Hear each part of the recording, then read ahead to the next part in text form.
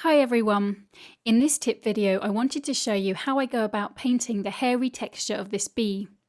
Clearly I've painted him massively enlarged, courtesy of a photograph by photographer Erin Kay. This means I can capture masses of his hairiness.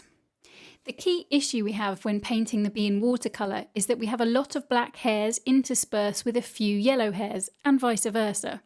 We need to get the tones or values of these hairs correct so that it looks realistic, but we've also got to be very careful that wet black paint doesn't mix with wet yellow paint to create a brown mess with no clearly defined hairs.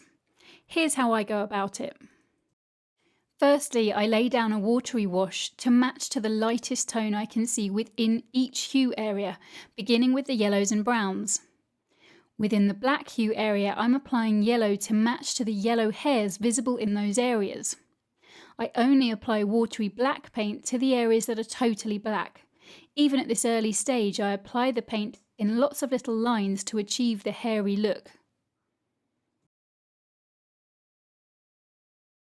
Once that's dry, I go in with the very darkest tones with some thick black paint to the black areas, leaving little gaps where there are lighter tones within them.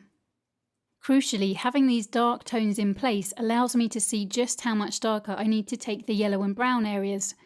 And it's really important that I get these colours dark enough before I paint in the black dark hairs over the top. Because once the thick black paint is on, it will be hard to darken up yellow around them with more watery yellow paint without it bleeding and muddying. I still apply the paint in little lines in the direction of the hairs I see on the bee. Once that yellow and brown is dry, I work with some milky consistency black paint and my tiny brush to start to add in lots of the black hairs, working to make sure that they're facing in the right direction in each area. Working with the black paint in this milky consistency means it's not too thick and will be easier to work over and around in future layers without bleeding. Once these black hairs are in place, the contrast levels can be seen to be too high, and I can judge that my yellows and browns still need to be taken darker in a number of places.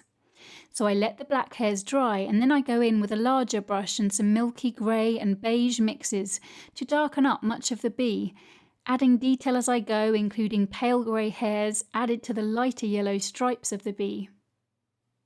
But I still make sure I allow plenty of gaps for the lighter yellow paint from the previous layer to be visible through to serve as the light yellow hairs.